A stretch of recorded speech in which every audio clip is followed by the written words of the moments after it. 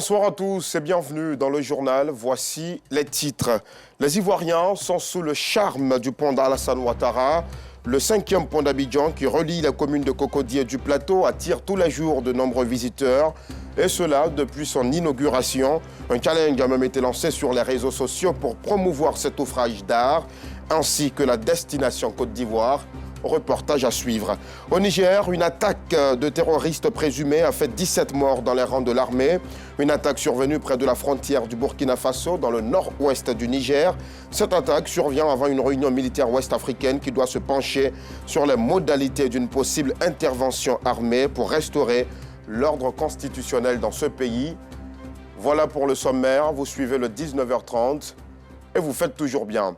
Les trottoirs sont occupés dans les communes d'Abobo et d'Adjamé. Les commerçants occupent de manière anarchique les abords des routes, et cela pour la vente de leurs articles. Cette façon de faire ralentit la circulation et cause des accidents de la route. Regardons ensemble ce sujet tourné à Abobo et Adjamé par Assitan Diarra. Aminata est commerçante dans la commune d'Abobo. Son commerce, elle ne l'exerce pas dans un marché. C'est ici sur le trottoir qu'elle vend sa marchandise. C'est l'argent qu'on cherche. Si ce n'est pas à cause de l'argent, il ne faut pas venir s'asseoir sur le guitron aussi. Dans ce quartier non loin de la cour de la mairie, les commerçants ont transformé les abords de voies en marché, ce qui occasionne de fréquentes disputes avec les automobilistes. Quand on tourne, on dit « Ah, madame, pardonnez, mettez-vous à côté pour ne pas que la voiture va toucher quelqu'un. » Quand la voiture touche quelqu'un, un être humain, le problème là, ça revient au chauffeur. Tu vois, non? Donc, pour quitter là, quand tu dis n'aura quitté, c'est neuf. De toute façon, on dit qu'elle veut tourner comme ça là. Souvent on crie même, il faut pousser, il faut pousser. Quand on est venu se coller ici, on fait un peu. On s'insulte quand même, mais on est là. Bien que conscients du danger qu'ils courent, ces marchands évoquent toujours les mêmes raisons. Mais on ne sait pas comment on va faire. On n'a pas place aussi pour s'asseoir, pour vendre. C'est qu'on est venu se coller ici. Les choses ne sont pas différentes dans la commune d'Adjamé. Sur le boulevard Nangia-Brogoa, commerçants, automobilistes et piétons se disputent la voie principale. Pour les vendeurs, c'est le seul moyen de gagner leur pain quotidien. Si un embouteillage, on pousse derrière. Si l'embouteillage est fini, on avance. Si certains commerçants reconnaissent occuper la voie principale, d'autres nient les faits. Nous, on n'est pas sur la route. On est un peu excentré, donc la voie est là, les automobilistes passent, les piétons aussi passent sans problème. On n'est pas sur le même chemin en fait. Ce qui n'est pas du goût des conducteurs des taxis-compteurs. Très fatigant, c'est pas à quel souci. Vous voyez, si vous êtes là-dessus, là, vous êtes klaxonné, le gars va dire, vous me voyez, vous ne pourrez rien faire.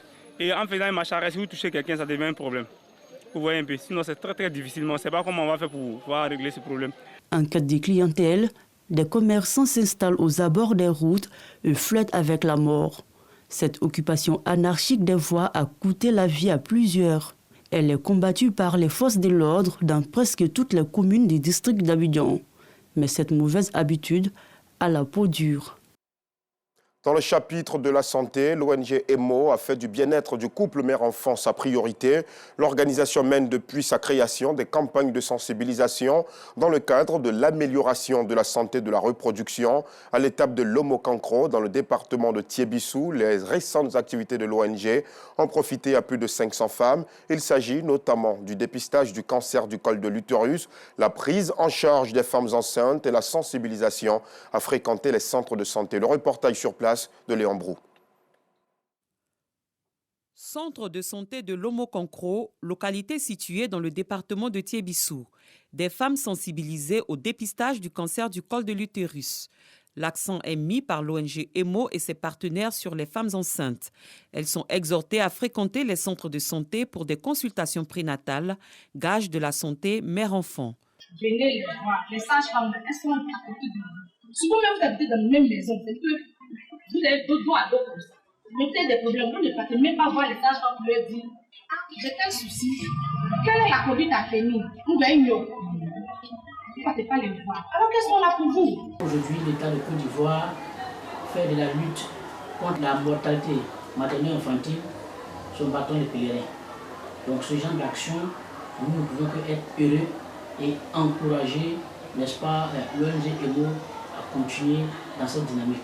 Plus de 350 femmes de l'Omokankro dépistées du cancer du col de l'utérus.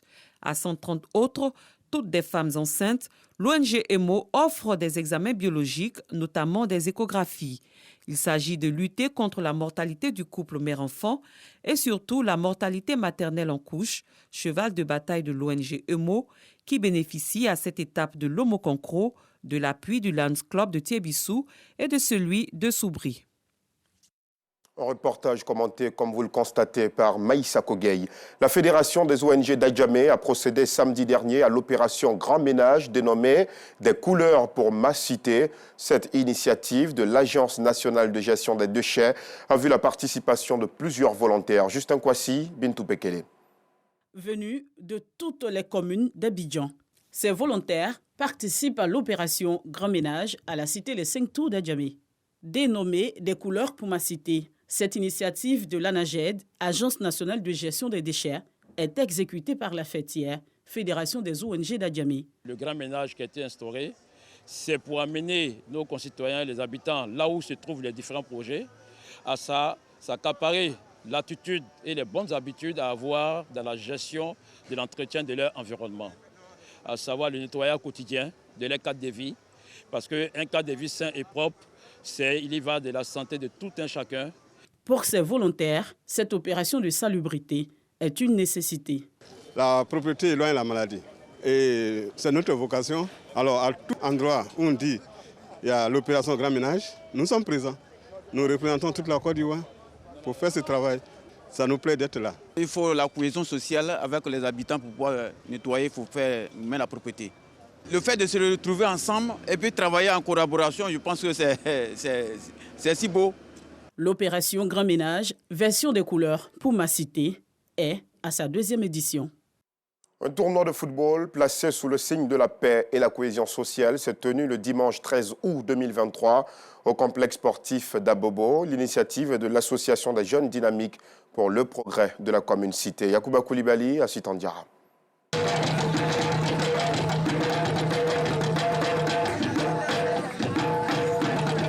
Fédérer les jeunes autour d'une compétition sportive visant à promouvoir le vivre ensemble, la paix et la cohésion sociale, c'est le but de la 3e édition du tournoi de football organisé par l'Association des jeunes dynamiques pour le progrès d'Abobo, AJDPA. Nous savons que sans la paix, nous ne pouvons rien faire. Et la paix est une condition sine qua non de tout développement et donc de toute promotion humaine et sociale. Et c'est ce qui nous a motivés. Nous disons merci également à M. Dambele Fousseni, directeur général du groupe RTI. Une initiative encouragée par Parga Sorokone de Madongui, représentant du directeur général de la radio-télévision ivoirienne RTI.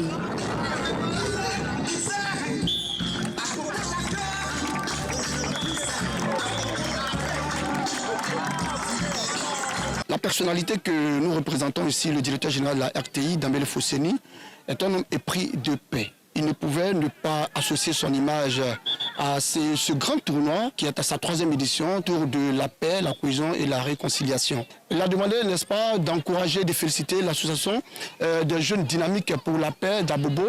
Il y a plusieurs équipes, mais qui s'affrontent effectivement.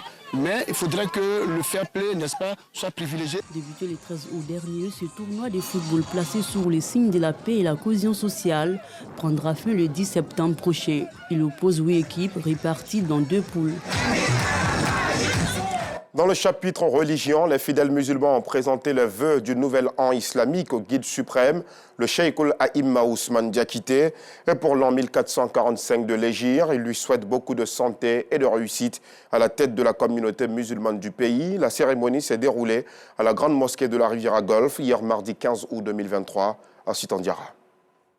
Ils sont venus des différentes communes du district d'Abidjan et des villes de l'intérieur. Ces guides religieux et fidèles musulmans réunis pour présenter leurs vœux du nouvel an 1445 Hégire au Cheikh Aïma Ousmane Diakité, président du Conseil supérieur des imams des mosquées et des affaires islamiques en Côte d'Ivoire, COSIM. La Ligue islamique des prédicateurs en Côte d'Ivoire, l'IPSI, dans son entièreté, me charge de vous présenter ces vœux des nouvel an 1445 Hégire.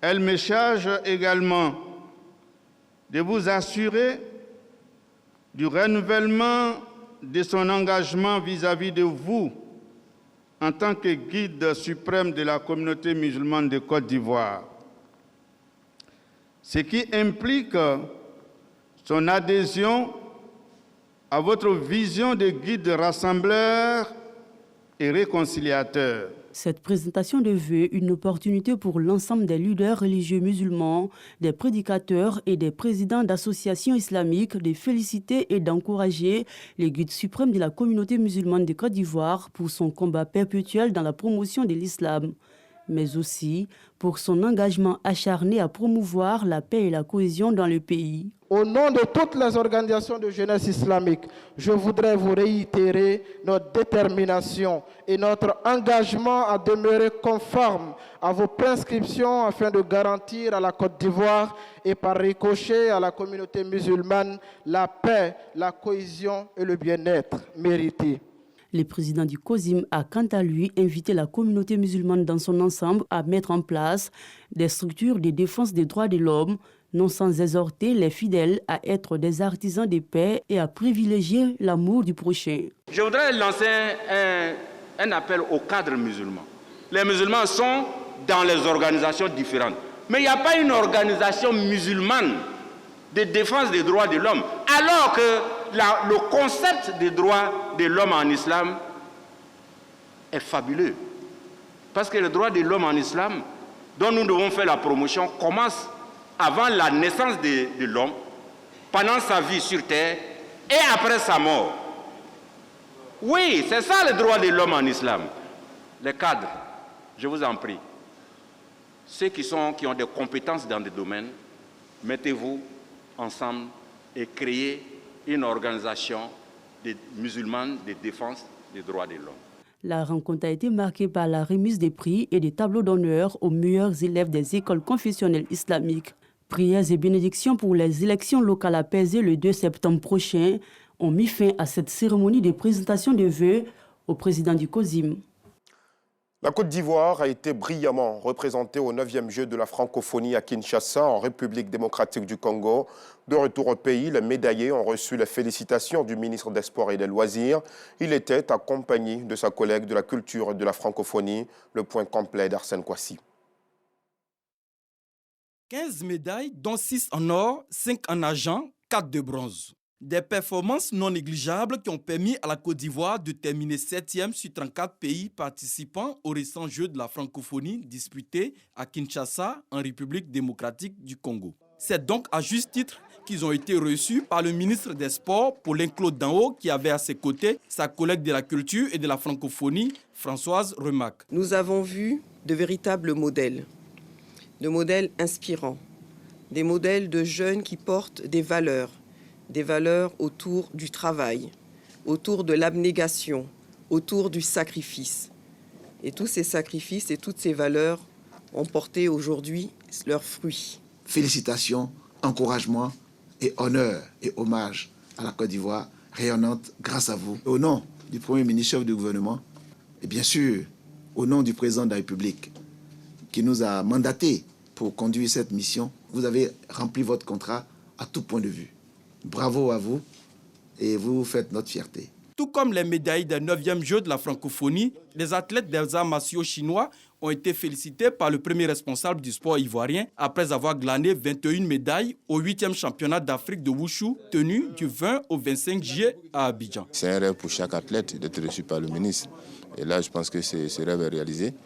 Et ça va les amener justement à aller de l'avant. Honorés par la tutelle, les athlètes de Wushu promettent de faire mieux afin de relever tous les défis à venir avec en ligne de mire les Jeux olympiques de la jeunesse Dakar 2026. Et nous vous le disions en titre, il a été ouvert le samedi 12 août dernier. Et depuis, le pont Ado est devenu une attraction pour les populations ivoiriennes. Toutes sont sous le charme du pont à Auban, qui s'illumine toutes les nuits et relie le centre des affaires à la commune de Cocody. Le reportage est à voir dans nos prochaines éditions. Au Niger, une attaque de terroristes présumée a fait 17 morts dans les rangs de l'armée. Une attaque survenue près de la frontière avec le Burkina Faso, c'est dans le nord-ouest du pays. Elle intervient avant une réunion militaire ouest-africaine qui doit se pencher sur les probables modalités d'une possible intervention armée pour restaurer l'ordre constitutionnel au Niger. Il ne se passe plus un seul mois sans que de terribles informations ne nous parviennent du détroit de Gibraltar ou de ces célèbres couloirs de transit des migrants devenus des couloirs de la mort. Les jeunes, et particulièrement des jeunes d'Afrique subsaharienne, meurent dans l'eau à la quête de l'Eldorado. L'immigration et ses fléaux dévastateurs, c'est ce dont nous parlons ce soir avec notre invité. Bonsoir, Olivier Nyagoboui. Bonsoir. Vous êtes consultant international. C'est une question qui particulièrement vous touche à cœur. Quelles sont les causes de l'immigration illégale? Avant tout propos, je voudrais d'abord remercier la communauté ivoirienne, remercier aussi le président Alassane Ouattara, remercier la direction de la RTI, remercier aussi RTI2 qui m'invite ici. Les causes de l'immigration sont multiples, mais on peut toucher deux raisons qui sont fondamentales, la pauvreté et la méconnaissance aussi de l'immigration. La pauvreté peut engendrer aussi l'immigration clandestine et aussi la méconnaissance de l'immigration.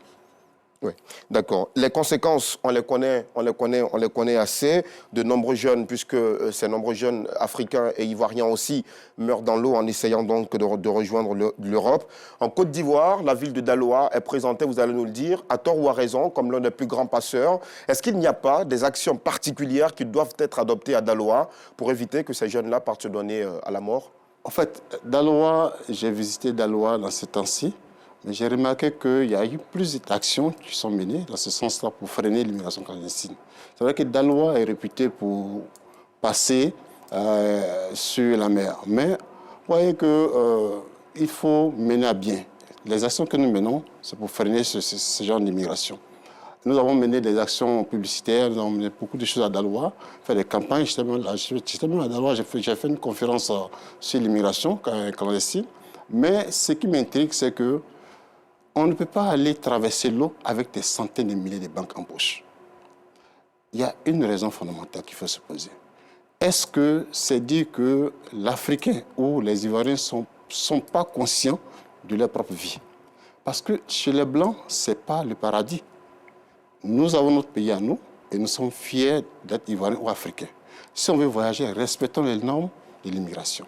Il y a un paradoxe quand même que je souhaiterais que l'on puisse expliquer, c'est que vous parlez de la pauvreté comme l'une des causes fondamentales de l'immigration clandestine, mais en même temps, pour prendre pour prendre le bateau de fortune et rejoindre la mer, il faut beaucoup d'argent. Comment font-ils pour avoir autant d'argent et ne pas investir dans des projets sur le plan local et préfèrent s'en aller? C'est la question que nous nous posons. D'accord. Tout le monde peut voyager au Canada, tout âge. Même celui qui a plus de 100 ans peut immigrer au Canada. Mais il faut prendre du temps. Même quand vous plantez un grain de maïs, vous n'allez pas tirer la tige pour qu'elle s'allonge. Vous attendez qu'elle progresse progressivement. Naturellement.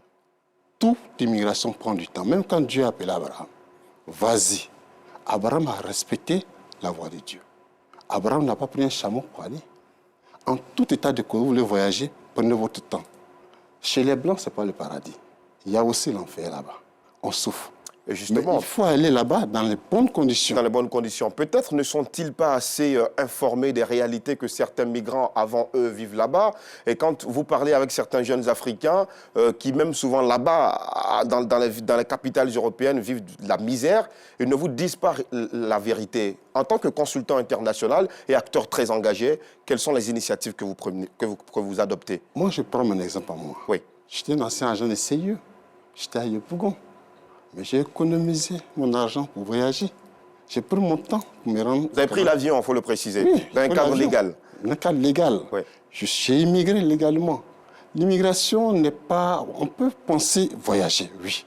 Mais ce n'est pas à Yamé-Yopougon. C'est quitter l'Afrique dans un autre continent. Ça se prépare. Et vous prenez votre temps. Si je parle de la pauvreté, ça voudrait que ce n'est pas tout le monde qui peut être dans la fonction publique. Oui. Ce n'est pas tout le monde qui peut travailler aussi dans le privé. Mais si vous voulez voyager, prenez votre temps. Peu importe le salaire que vous avez économisé, ne soyez pas pressé. Maintenant, quand on prend l'Europe, quand on prend l'Amérique, quand on prend le Canada, la France est submergée. Vous passez sur l'eau, vous arrivez en France, vous êtes dans les tentes. D'autres même dorment à terre. Mais regardez le Canada, il n'y a jamais un individu qui a été rapatrié du Canada. Non. Je suis arrivé, j'ai immigré comme tout le monde. J'étais immigrant moderne. Ensuite, travailleur qualifié. Après, j'ai posé ma candidature pour devenir citoyen canadien. Et vous voyez, je prends l'exemple du président Alassane Ouattara. il a immigré en Côte d'Ivoire. Quand il est arrivé avec ses parents, il est parti à l'école. Il était visiteur en ce moment-là. Après cela, il a demandé la citoyenneté. Dans ce cadre, quand il demande la citoyenneté, il devient citoyen. Il respecte l'immigration internationale. Très bien. Tout homme peut immigrer légalement.